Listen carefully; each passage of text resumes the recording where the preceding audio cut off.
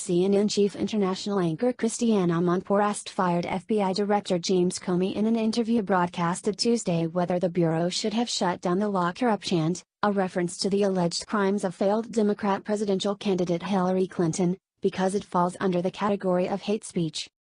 Christiane Amanpour, going forward, the president has said that, u.s.a. we've put a little bit of what he was saying about you, all sorts of nasty names, etc., and that there will be counter-investigations. Sort of accounting for this hoax that exonerated him. You know what I'm saying, to investigate perhaps you, perhaps others. Do you fear that?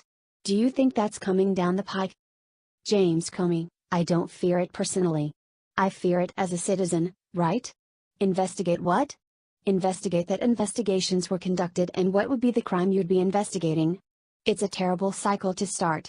He's already started it with calling for the locking up of his political opponents, including people like me, and so it'll just be more of that dangerous step, and what I hope, although he'll continue to disappoint me, the Republicans would finally stand up and say we don't do that kind of thing.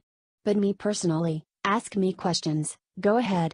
I'd like to answer them in the daylight if I could, but ask me questions. Amanpour, I've got one question because you just said lock her up or lock me up. Of course, Lock Her Up is a feature of the 2016 Trump campaign. Do you in retrospect wish that people like yourself, the FBI, the people in charge of law and order, had shut down that language, that it was dangerous potentially, that it could have created violence, that it's kind of hate speech? Should that have been allowed? Comey, that's not a role for government to play. The beauty of this country is people can say what they want, even if it's misleading and it's demagoguery. The people who should have shut it down were Republicans, who understand the rule of law and the values that they claim to stand for. Shame on them, but it wasn't a role for government to play.